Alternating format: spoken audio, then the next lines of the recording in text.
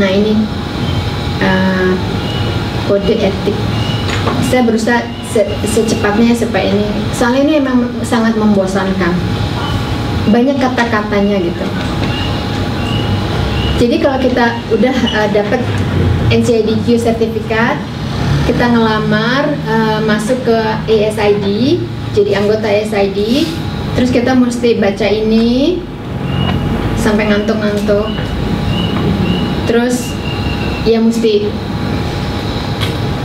berusaha berbuat sebaik mungkin supaya kita maksudnya mencerminkan interior designer yang sudah dikasih privilege boleh pakai ASID di belakang namanya. ASID Code of Ethics dan Professional Conduct. Pembukaan pada dasarnya, jadi semua interior designer itu harus bekerja untuk kepentingan dan kesejahteraan masyarakat. Saya ini berusaha menerjemahkan ini ya supaya bahasa Indonesianya mengerti gitu. Sebentar. Oh ya. Berusaha saya terjemahin. Jadi maaf ya kalau terjemahannya jadi rada aneh. Pokoknya pada dasarnya menghormati kepentingan publik, klien, sesama teman satu profesi, dan orang-orang yang memberi layanan bahan atau barang atau servis untuk profesi kita. Ini merupakan tanggung jawab semua anggota dari ASID. Tanggung jawab terhadap masyarakat. Nomor 1, pokoknya harus patuh mengikuti peraturan yang dikeluarkan oleh kalau di sana kan namanya juga United States. Jadi ada federal government, ada state government, ada local government. Semua ini ngeluarin peraturan. Jadi kita mesti paham peraturan yang dikeluarkan oleh federal government, state government. Kalau state government saya Illinois, local government saya itu Cook County atau Arlington Heights. It's complicated, but it's okay. Semua orang just do it. Kayak di sini juga pasti banyak kan peraturan AIA ya. IAI terbalik ya. Kalau di sana. Ya. Peraturan ini, but ya, yeah, it's just the way it is. Terus anggota nomor 2, yang 2.2, anggota tidak boleh menandatangani gambar, spesifikasi atau dokumen yang bukan dikerjakan oleh perusahaan Anda. Which is common sense ya. Masa kita mau nandatangani gambar yang dikeluarin sama perusahaan lain? It just doesn't make sense. Terus yang nomor 3,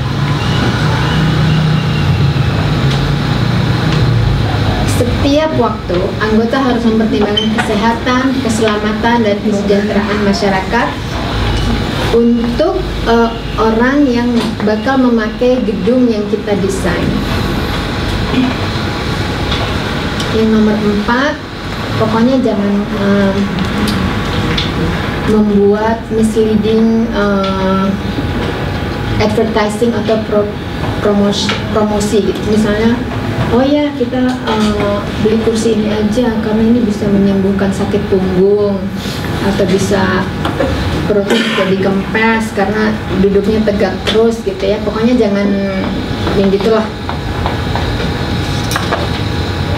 Oh ya, interior designer juga harus notify property managers, landlords, atau public official kalau kita melihat sesuatu yang nggak beres. Misalnya gedung ini, saya lihat di sini nggak ada sprinkler, nggak ada toh?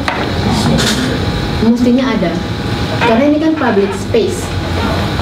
Terus kita mesti lapor ini gedung kok nggak ada ininya, nggak ada sprinklernya. Terus misalnya kita lihat itu ada live wire, tahu live wire kan? Jadi kabel yang nggak protect gitu. Jadi orang kalau nyentuh itu bisa kesetrum. So kita harus bilang ke landlord, ini mesti diperbaiki nih, nggak bisa begini. Ini kita mesti lihat lagi ini mana, kok nggak ada CO detector. Tahu kan CO detector? Jadi kalau ada gas dia bunyi CO, karena CO itu membunuh orang tuh it's a silent killer. Jadi kalau ada kebocoran CO gas, orang itu jadi ngantuk, jadi tidur dan tiba-tiba meninggal. Itu kejadian banyak gitu loh, terutama di bangunan atau di gedung-gedung yang untuk tenannya tuh penyewanya tuh yang low income, jadi mereka safety-nya kurang diperhatikan. Sedih sebenarnya.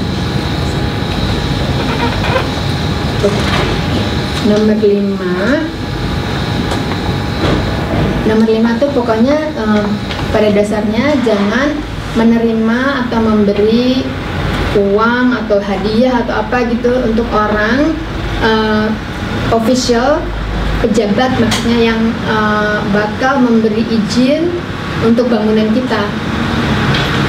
Jadi misalnya ini nggak ada sprinkler, udah Pak dilulusin aja ya, nanti saya kasih amplop. Pokoknya jangan gitulah. Terus nomor 6, members jangan menolong atau mensupport kegiatan yang ilegal. Misalnya ya kayak tadi itu, nyogok-nyogok orang supaya bangunan ini lulus-lulus aja gitu, walaupun banyak yang nggak beres.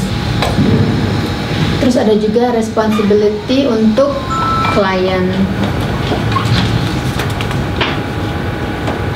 Nomor 1, kontrak harus jelas, menggambarkan scope-nya apa, terus servisnya apa aja yang mau kita provide untuk klien, metodologinya apa, terus kompensasinya yang kita minta itu bagaimana gitu.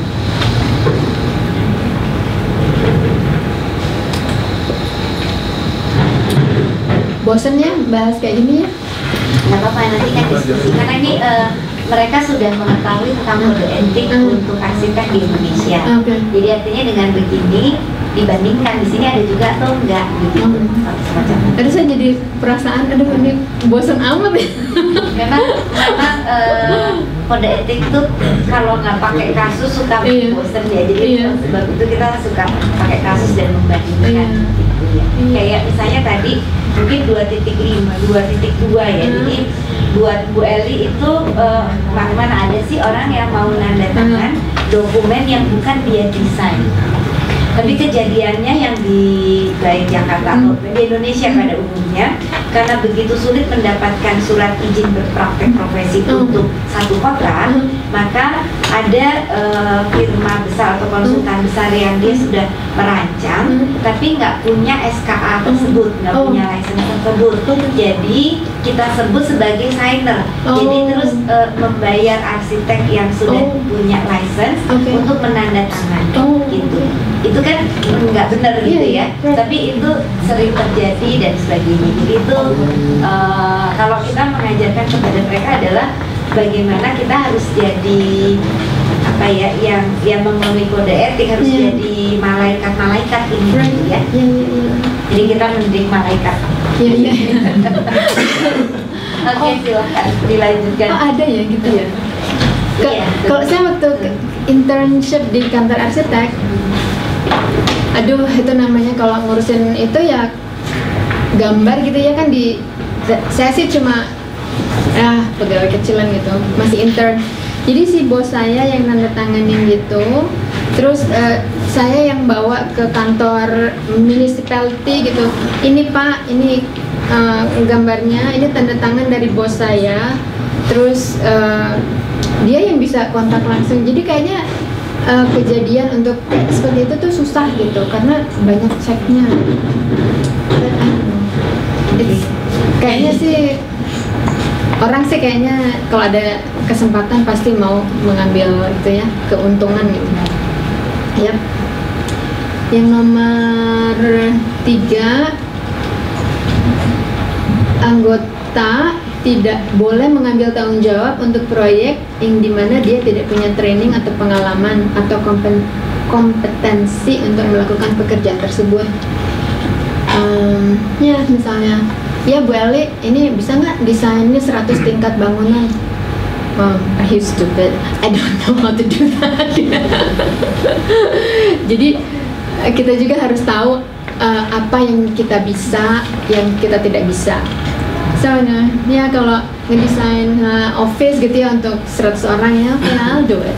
Tapi kalau ngedesain building, no, I cannot do it. Apalagi untuk, ya jangan pergi ke saya, tuh pergi ke orang itu tuh kayaknya dia bisa ya. So, something like that. Terus nomor 4, anggota harus memberitahu klien kompensasi apa aja yang akan dia terima yang terkait dengan proyek tersebut, dan tidak boleh menerima kompensasi yang tidak dilaporkan dari orang lain. Jadi nggak boleh terima di bawah meja gitu.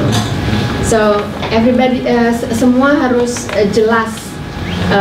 Oh ini untuk perusahaan ini segini persen, terus ada trackernya gitu.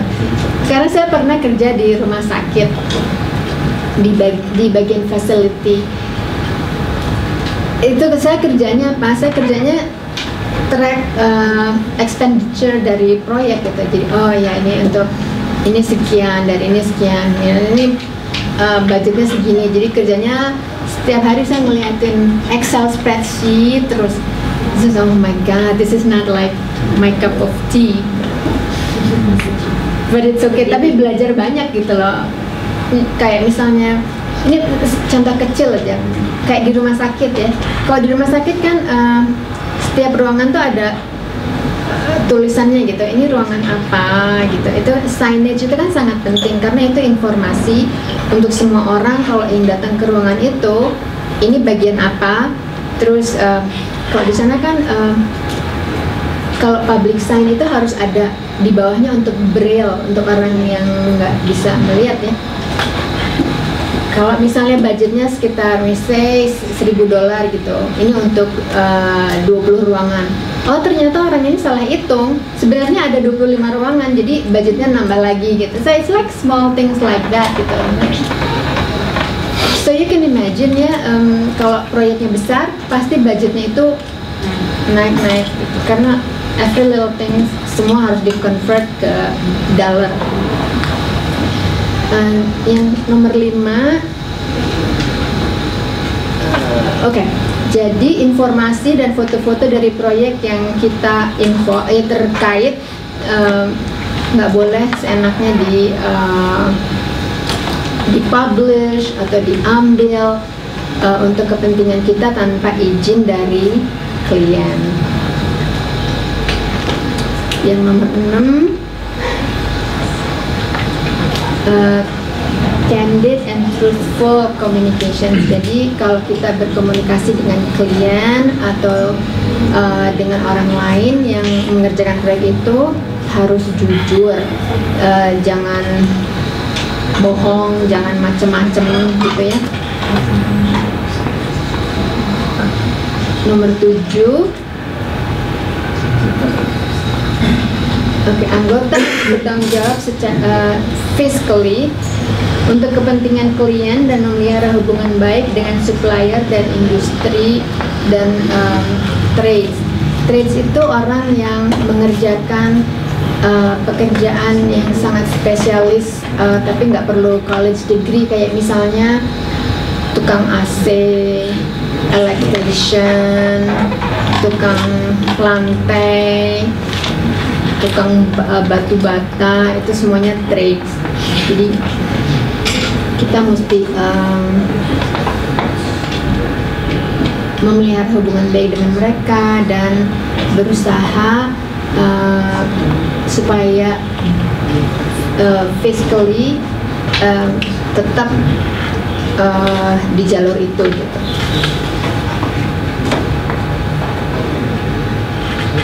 Tadi itu responsibility terhadap klien, sekarang responsibility terhadap sesama interior designer or colleagues.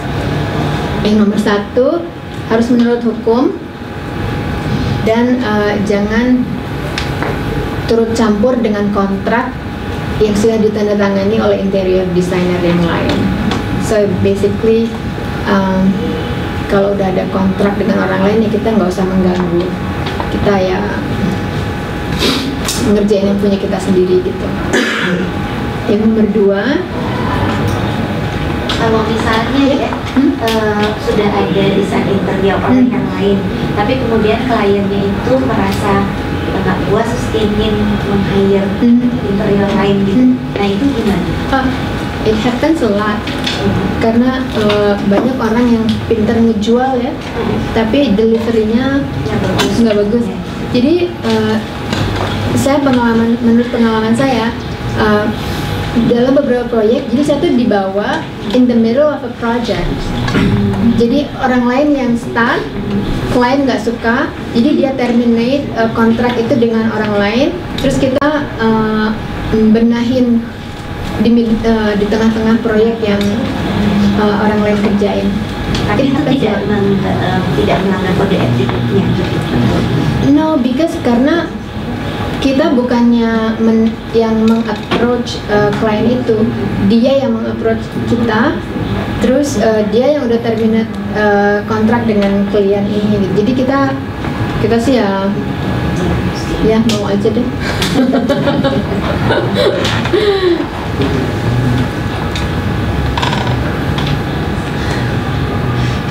Nomor 3 ya. Jika diminta, anggota dapat memberikan second opinion atau menjadi saksi ahli dalam pengadilan atau arbitrasi selama tidak ada konflik of interest. Jadi misalnya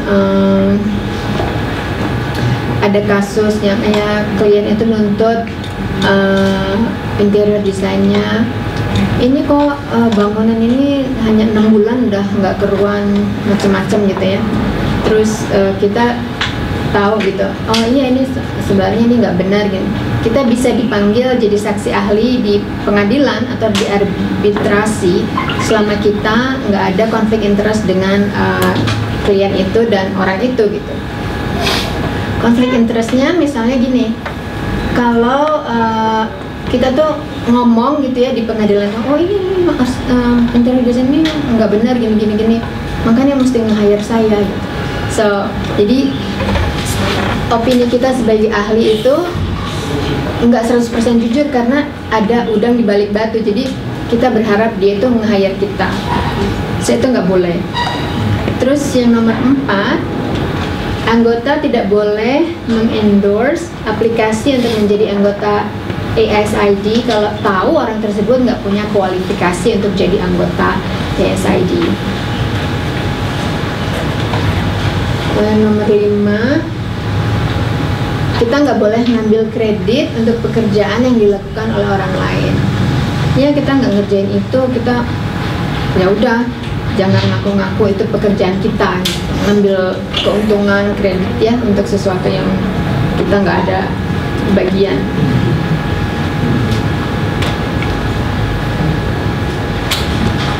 Yang nomor 6, anggota harus menghormati confidentiality atau kerahasiaan ya Mbak ya, kerahasiaan dari informasi yang sensitif yang didapat selama kita mengerjakan proyek tersebut.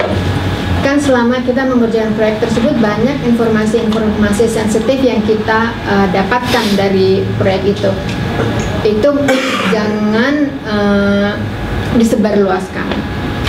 Misalnya, oh ini klien itu cuma punya uang segini nih, tapi ya gini gitu. Pokoknya ya we just do our job. Other than that, none of our business. Terus bagian kelima, responsibility terhadap profesi. Yang pertama, anggota setuju untuk memelihara atau menjaga standar profesi dan pribadi dengan bertanggung jawab terhadap masyarakat. Yang nomor 2,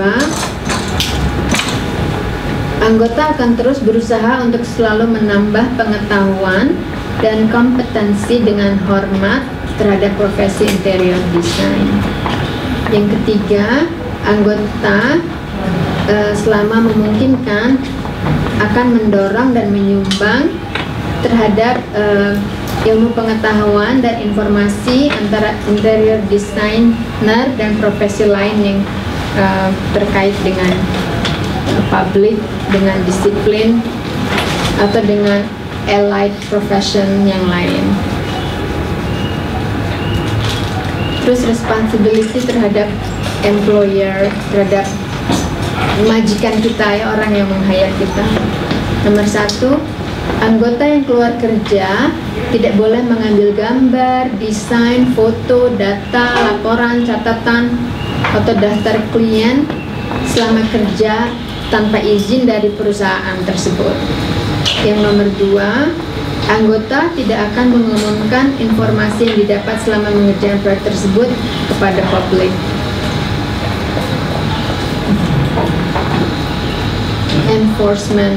Enforcement itu jadi apa ya? Saya nggak tahu bahasa Indonesianya. Enforcement itu jadi mengenforce tuh apa ya Mbak? Yes, menegakkan peraturan. Yep.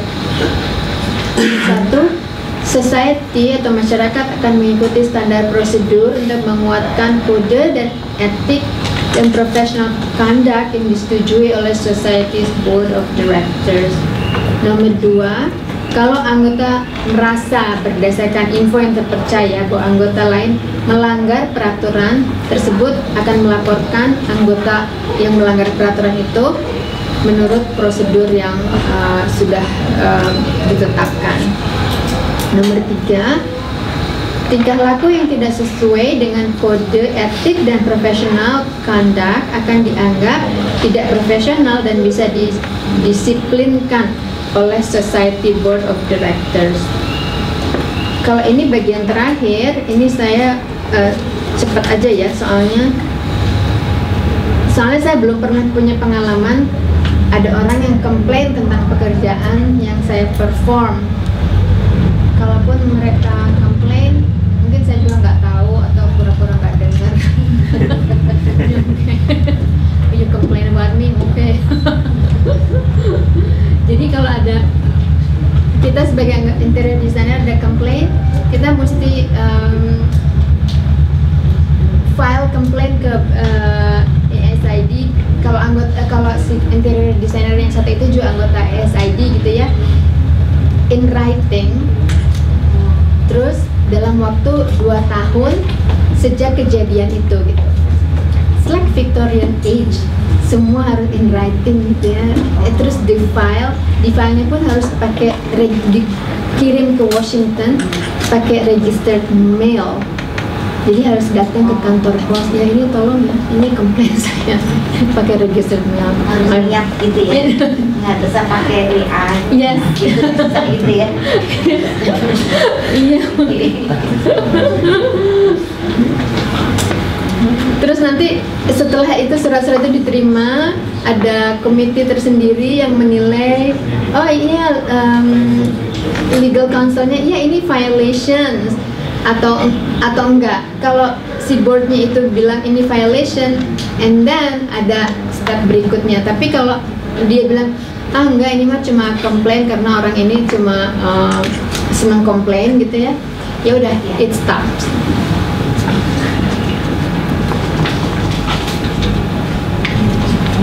Udah kayaknya begitu aja. That's it.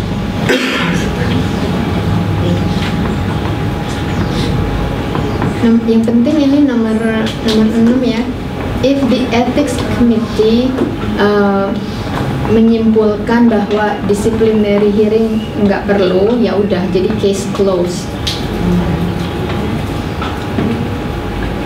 Terus ya kalau komplain itu terus gitu ya, oh ya ini legal. Terus ada beberapa langkah lagi yang harus ada hearing, ada nyewa lawyer lah, macam-macam gitu, dan bisa ke arbitrasi, ke pengadilan, and then that's it, the end.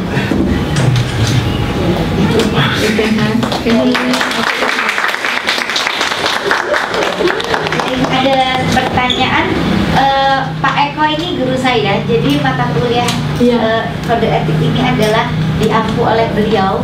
Kemudian saya magang berapa tahun ya Pak ya. Akhirnya baru bisa memegang mata kuliah ini. Jadi tidak langsung, tapi saya juga harus belajar jadi malaikat dulu ke Pak. Saya ada pengalaman pribadi juga nih sama Pak Eko. Oh iya, silakan. Saya waktu itu tingkat berapa ya Pak? Pokoknya Pak Eko baru pulang aja dari Amerika. Terus asistensi gitu ya. Asistensi terus saya bilang, aduh maaf Pak, saya belum ngerjain yang ini. Terus kata Pak Eko, kalau Anda tidak punya sesuatu untuk diperlihatkan, silahkan keluar, something like that. Oke, permisi Pak. But that is very good, thank you so much. Jadi maksudnya, you have to work hard and you have to have something to show sebelum ngelas macam-macam. Ada pertanyaan nggak? Kalau nggak ada, ya nggak ada juga nggak apa-apa. Kalau nggak ada saya mau bertanya. Ada pertanyaan? Silakan. Silakan.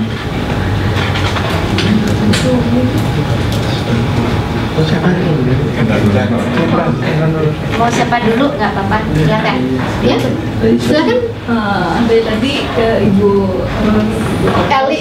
Bu Eli cerita itu sangat menarik sekali menurut saya. Oh, terima Dari kasih. pengalaman 15 tahun itu, saya ingin tahu dan sedikit curious gitu, gimana awal mula perjalanan karirnya Ibu Eli ini. Dari awal kan lulus ITB tahun 93.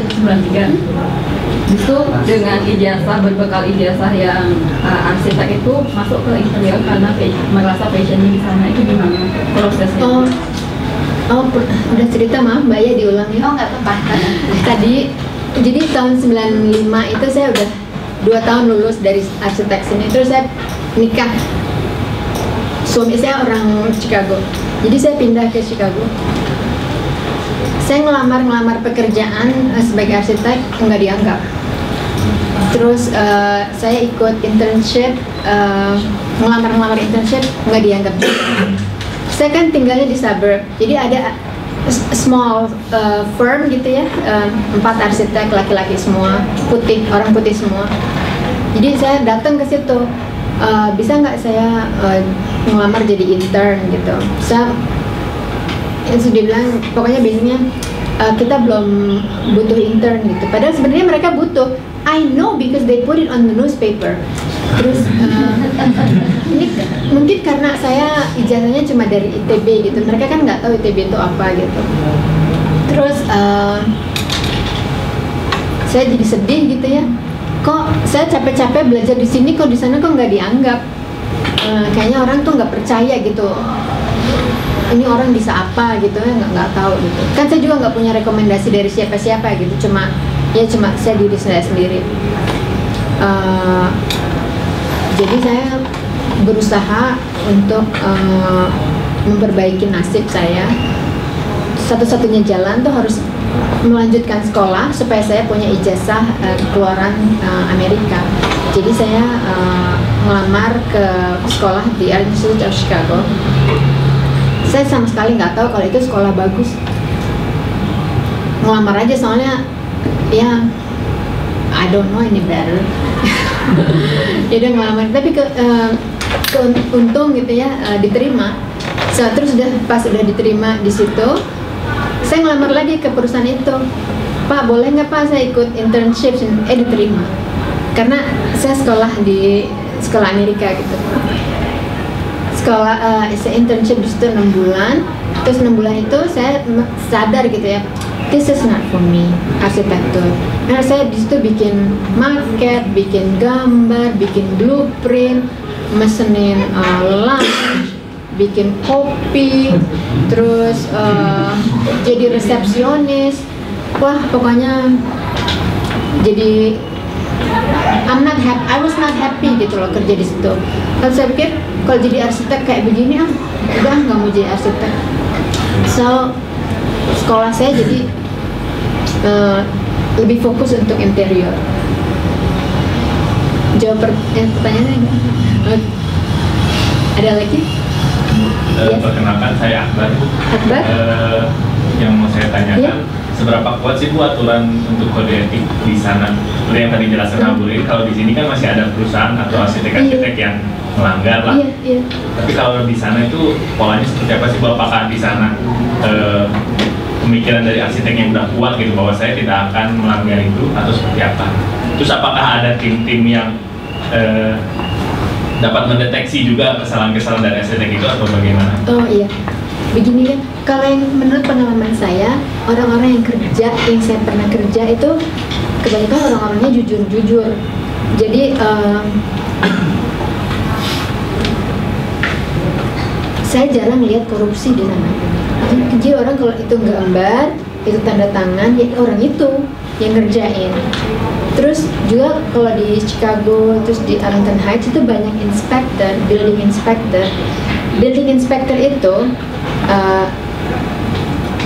jadi mereka itu digaji pakai taxpayer money. Kerjanya mereka itu sehari-hari jalan-jalan ke kota yang lagi bangun. Mereka itu bisa mampir ke building itu anytime tanpa peringatan.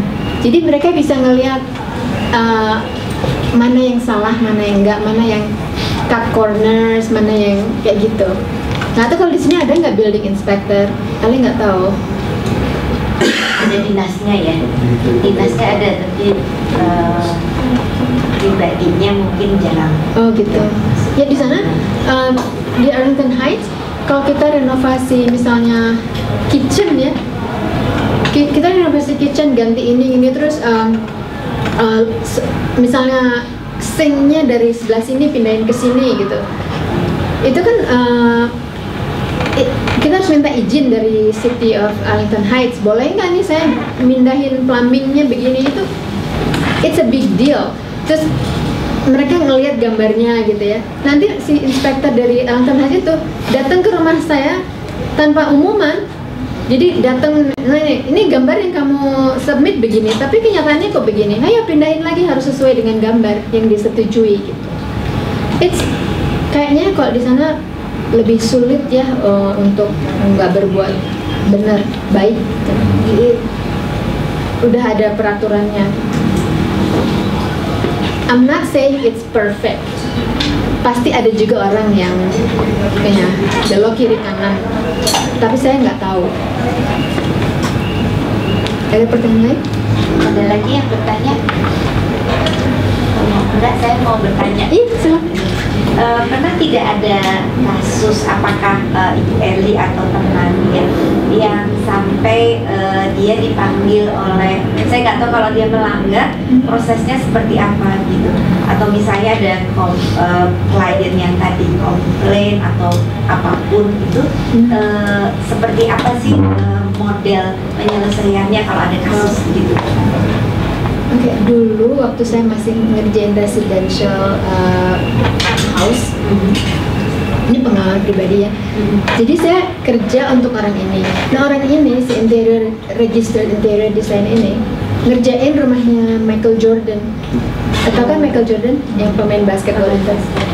And then si Michael Jordannya ini nggak something happen gitu, nggak nerima gitu. So jadi si Michael Jordan itu ngesu bosnya Ellie, and so they end up in a court. Tapi Ellie nggak tahu itunya lagi apa penyelesaiannya gitu. Jadi dia mensu perusahaannya ya? Iya. Perusahaan tempat Ellie bekerja gitu? Iya. Iya. Itu kasus apa kalau boleh tahu? Saya berusaha, ini tahun 90-an ya, jadi si internet tuh belum itu banget gitu. Begitu nggak bisa browsing. Nggak bisa browsing. Kalau nggak salah itu soal jadi quality dari furniture yang dia provide, but I don't know exactly what gitu. Kayaknya dia juga malu kali ya, jadi nggak pernah cerita. Dan saya juga kalau nanya-nanya kayak detektif gitu, jadi ya udahlah, si bapak juga malu. Ceritanya saya juga udah I won't pursue it gitu. Tapi su itu menjadi sesuatu yang sering gitu. Sering. Kan di Amerika itu masyarakatnya kan litigasi ya. There's good and bad. Bagusnya semua orang tuh berusaha hati-hati dan bekerja sebaik mungkin supaya jangan disu. Jeleknya orang itu jadi sering ngancam gitu loh, ngancam ke orang lain. If you don't do it, I'll sue you. If you don't do this, I'll sue you. So, okay, you want to sue? It's kayak Donald Trump. So back to him, I'm sorry. Donald Trump itu kan terkenal ngesu orang. Semua orang tuh disu, yang siapa aja yang bisa disu, kan anjing jalanan juga paling disu kalau salah. Padahal dianya yang salah. So, ini cerita nih. Saya baru baca ini di New York Times. Jadi waktu Donald Trump itu ngebangun Trump Hotel yang di Chicago, yang tadi yang di pinggir sungai, itu uangnya itu dia pinjam dari Deutsche Bank. Terus tahun 2008-2009 itu kan ada krisis moneter di Amerika. Kita bangkrut ya, banyak perusahaan bangkrut. Si Donald Trump ini default sama uangnya, jadi dia nggak bisa bayar Deutsche Bank karena dia harus bayar interest terus kan banyak. Instead of bayar utangnya dia ke Deutsche Bank, Donald Trump itu ngesu Deutsche Bank. Alasannya dia ngesu tuh gini, Deutsche Bank itu salah satu partai yang bertanggung jawab terhadap krisis moneter itu gitu. Karena ada krisis moneter, jadi dirinya tuh nggak bisa bayar utangnya gitu. So I don't know what's the logic, tapi he won. So any other question? Yes? Saya Saldi mau nanya, kalau di sana itu seberapa ketat sih peraturan mengenai renovasi atau perombakan dari bangunan-bangunan heritage itu sendiri? Bangunan yang apa? Bangunan heritage. Sangat ketat. Sangat ketat. Makanya bangunan bersejarah itu kadang-kadang susah dijual ya, karena orang yang ngebeli itu harus nurut macam-macam guidelines. Kadang-kadang mereka nggak bisa ngapa-ngapain, nggak boleh mindahin tembok, nggak boleh mindahin kamar mandi, fasadnya harus begitu. So it's hard. Jadi, dan karena itu masuk ke register bangunan bersejarah, wah, inspektor seneng banget gitu ya, ngecek apa aja yang udah dikerjain atau tidak dikerjain. Terus kalau misalnya melanggar, itu denda atau? Denda, terus harus diperbaikin. Iya. Nah, ini tadinya ada tembok di sini, kamu pindahin kemana? Wah, dibongkar Pak, pasang lagi. So yeah, something like that. Ada lagi yang bertanya? Ya, iya Pak. Ya, saya coba memahami ini punya 4 masalah sebenarnya. Ya. Masalah pertama kontrak, masalah kedua masalah kompetensi, ketiga itu masalah coach, yang keempat masalah promote. Ya. Nah, yang saya concernnya ada 2 sebenarnya, masalah promote sama coach. Jadi ada kisah begini, ya, true story. Masalah promote yang ingin saya minta respon dari Bu Heli. Ya. Jadi ada satu poin tadi di klausul terkait dengan masalah how to promote building materials. Ya, itu kan ternyata jadi batasan bahwa desainer interior itu tidak boleh melakukan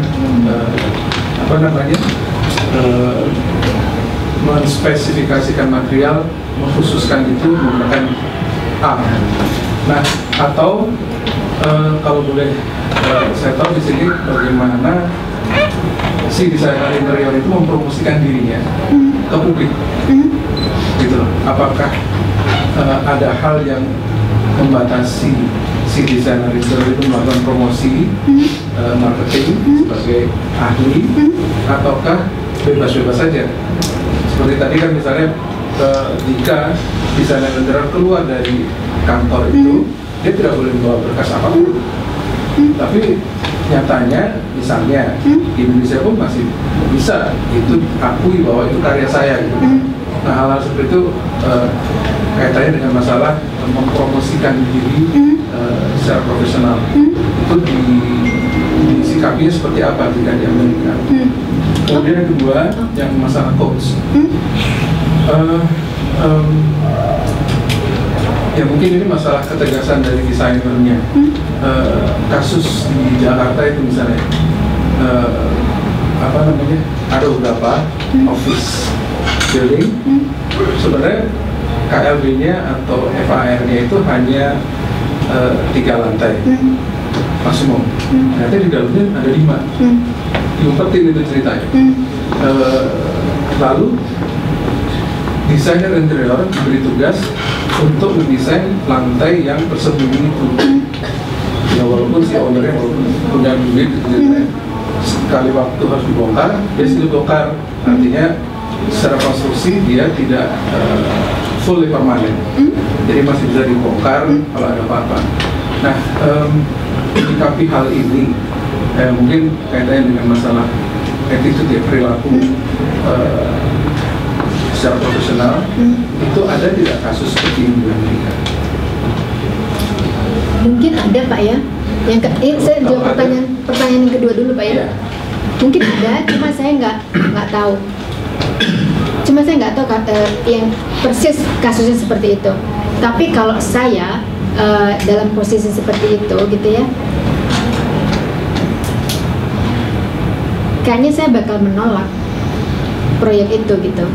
Soalnya, well, you know it's illegal from the very beginning. Why do it? It's your reputation on the line gitu kan. Itu reputasi kita. Kita kan hanya punya satu reputasi Pak ya. Kalau sekali rusak, susah memperbaikinya lagi. Terus kalau yang pertama, promosi. This is, ini sebenarnya aneh juga ya. Di zaman yang kayak begini, kalau interior design itu di sana pun masih words of mouth. Kebanyakan itu referral. Jadi orang ini refer ini gitu. Jadi apakah nggak boleh beriklan? Boleh juga boleh.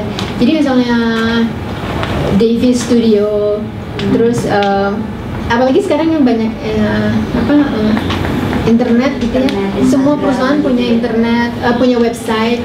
Terus biasanya sih cuma kayak Davies Studio misalnya, terus and then list of project. Jadi orang bisa tahu ini, oh yeah, he's good at this, dia bagus untuk ini, nggak bagus untuk ini. Jadi klien bisa menilai sendiri.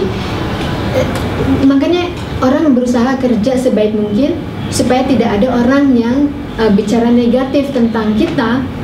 Jadi itu iklan yang tidak ternilai reputasi kita.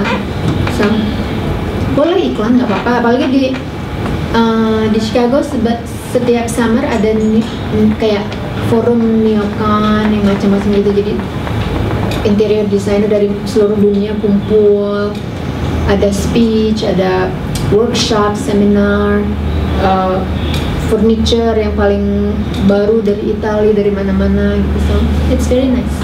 Jika beriklannya ke bukan fontnya, tapi materialnya. Maksudnya materialnya jadi, apa? Misalnya, kayak tadi Ibu bilang, desainer interior tidak boleh menspesifikasikan dulu pakai ini lebih bagus daripada ini, specified ya. Sebagai specifier. Mengiklankan obat gitu misalnya ya. Seperti momen poster dia mengiklankan apa ya, atap, keramik atau apa. Tapi sebenarnya it happens all the time. Kita kan sebagai manusia ya, pada akhirnya kita manusia, kita punya preference. Kita maunya kayak saya suka Eames chair. Terus misalnya ada chair yang lain lagi. Pilihan saya yang pertama ini Eames chair. Kenapa? Karena itu klasik, terus kuat, desainnya bagus, nggak pernah out of date. Alasan saya gini.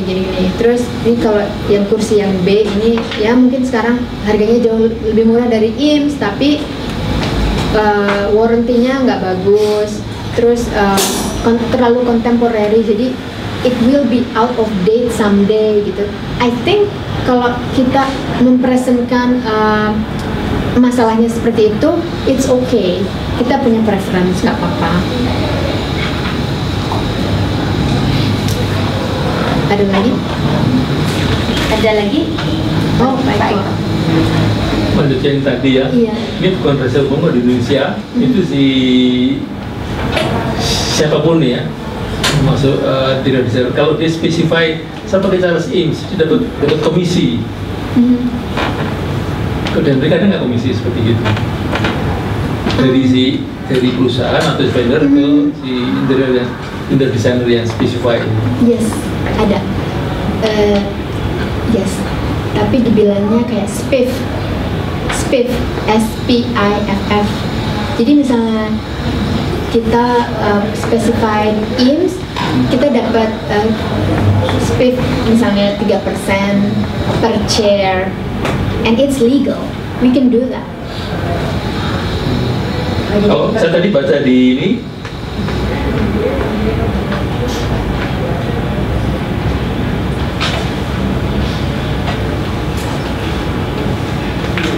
Members shall fully disclose to client all compensational ways the members shall receive in connection with the project. Jadi kalau dia kalau menurut responsibility to the client 3.4, dia harus ngomong kalau saya dapat 3% dari Eames atau dari. Yes. Jadi kalau di commercial furniture, klien itu tahu kita tuh dapat komisi dari perusahaan itu tahu. Jadi misalnya kita beli meja ini $1.000, itu list price. Klien itu tahu kita tuh nggak bayar $1.000, sih probably kita bayar 60% dari harga list, so yang 40% untuk kita. They know that. Ya, saya kurang paham tadi bayar gimana, jadi yang baik klien atau si interior designernya atau interior designer? Well, kita interior designer beli dulu, tapi nanti kan di reimburse sama klien. Interior contractor atau designer? Atau itu satu paket? Satu paket. Selalu satu paket? Nggak selalu sih, but most of the time yes. Jadi there's so many layers in this gitu. Saya di bagian furniture, saya bisa dibilang bagian procurement-nya. Jadi si interior designer itu bayar saya yang beli furniture untuk dia. Anda itu bagian dari pegawai atau profesi berbeda dari si interior designer? It's a little bit murky Pak ya. Saya kerja di interior investment.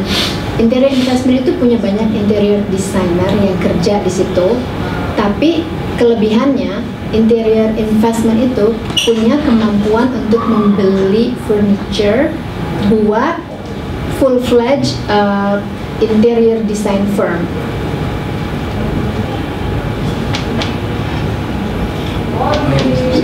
Interior investment itu apa itu?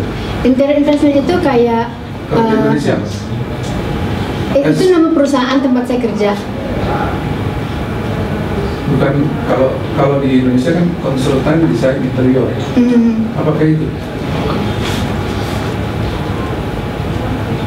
Bisa iya, bisa enggak. Because sebagian besar kita tuh membantu full-fledged design firm untuk mendesain space mereka. Kita bantu mereka, tapi kita juga punya kemampuan untuk membeli karena kita bisnis modelnya tuh sebagai furniture dealer. Kita nggak bisa ngecap gambar dari misalnya pakai perubahan ini, kita nggak bisa.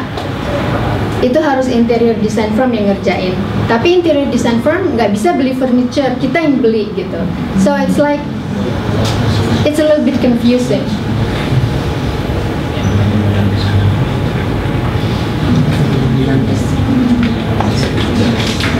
Jadi ya maaf Pak. Iya. Jadi kaitannya dengan masalah apa namanya ethics juga sih sebenarnya. firm biro. Kan di Indonesia tidak ada biro sebenarnya, belum ada. Dia bentuknya konsultan. Konsultan isinya banyak profesionalnya. Kalau interior pun akhirnya dia sebatas interior. Nanti akan ada lagi kontraktor interior. Itu firm terpisah. Tapi ada juga konsultan interior, dia punya di belakangnya ada kontraktor interior. Seperti design and build begitu ya? Setara dengan design and build. Apakah seperti itu investment tadi? Interior investment kita bukan kontraktor. Kita bukan kontraktor, Pak. Jadi kita hanya memprovide kayak space plan and procurement of the furniture. Kita nggak ngeluarin gambar yang untuk di approve sama municipality atau sama City of Chicago. Kita nggak ngeluarin gambar itu. Makanya kita selalu kerjasama dengan Gensler, dengan SCB, dengan HOK gitu. Oh, berarti kerjanya bareng. Ya mungkin di Indonesia belum ada Pak Eko ya? Kayaknya belum ada di ya. Interior investment. Ya, kayaknya di Indonesia belum ada, karena di Indonesia pun furniture kan nggak ada yang commercial grade atau yang public, yang maksudnya yang untuk semua orang gitu kan. Furniture semua sama kan? Kok di sana nggak? Jadi kalau yang untuk contract furniture yang I specialize itu yang higher grade, sama yang untuk public biasa yang semua orang bisa beli dari internet atau dari toko-toko di pinggir jalan.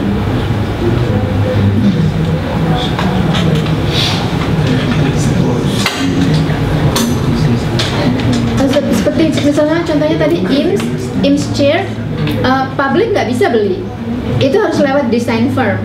Design firm pun belinya harus lewat kita. Ya, ya.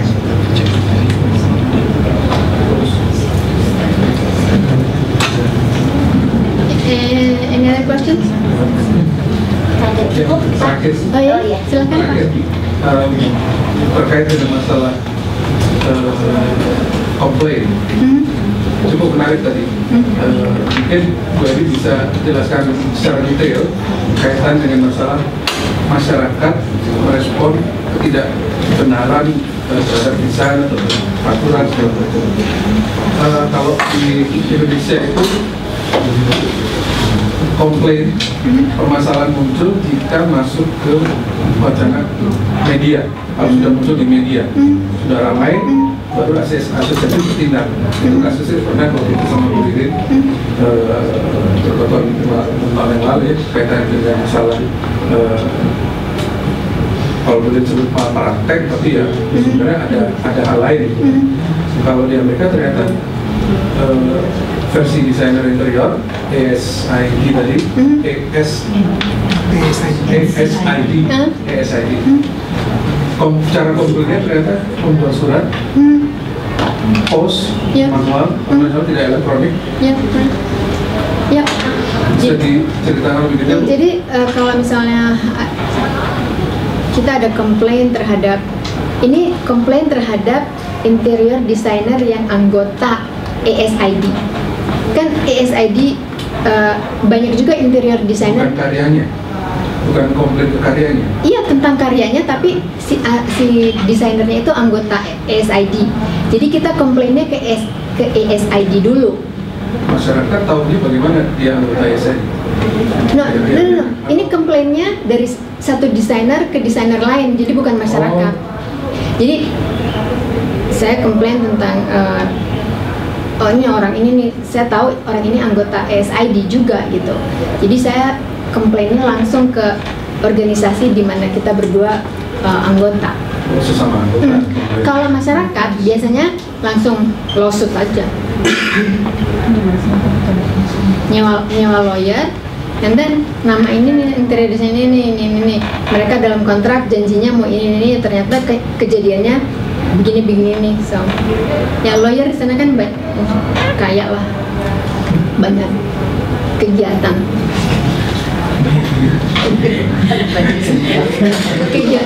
orang protes, orang nggak happy, so ada pertanyaan lagi? Kalau nggak, saya ada satu pertanyaan ya. Kalau di Amerika itu ada ada satu atau ada lebih dari satu asosiasi profesi interior designer? Oh, ada banyak Mbak. Ada banyak. Pilihannya seperti apa? Gitu. Kalau di Indonesia dan masuk dalam undang-undang arsitek itu yang diakui hanya IAI, gitu ya. Jadi mau tidak mau kita masuk ke asosiasi itu. Walaupun ada juga seperti institusi lain yang dia mengeluarkan license. Walaupun license itu kadang-kadang kalau tadi kan harus tes dan segala macam, mungkin dia lebih mudah, jadi lebih banyak istilahnya bisa beli license lah gitu. Nah di sini bagaimana? Jadi kapan saya mau pakai SID atau pakai yang lainnya gitu, bagaimana, dan secara hukum bagaimana gitu? Yang saya tahu Mbak ya, jadi di sana orang bisa milih antara ini mau masuk kemana boleh aja gitu. Tapi misalnya yang AAHID ini untuk interior design yang spesialisasinya healthcare. Jadi kalau saya nggak tahu kalau di Indonesia ada nggak gitu ya. Kalau di sana sih ada. Jadi si desainer ini hanya ngedesain rumah sakit, rumah jompo, klinik, emergency room, pokoknya semua yang berhubungan dengan healthcare. Tapi dia boleh bekerja untuk misalnya bikin hotel atau kantor itu nggak boleh? Boleh aja, tapi kalau udah terspesialisasi begitu, orang nggak akan datang ke dia gitu untuk ngedesain yang lainnya. Mungkin tidak untuk mendaftar dua gitu. Oh, jadi mau healthcare sama yang lain lagi? Yang lain lagi. Boleh aja, tapi kayaknya susah Mbak, soalnya sibuk banget ya. Kayak udah nggak ada waktu untuk ini, masih mau yang itu juga ya. Kayaknya susah ya cari orang yang mau kerja 80 jam seminggu. Rata-rata di sana 1 minggu berapa jam? 40. Oh, 40 ya.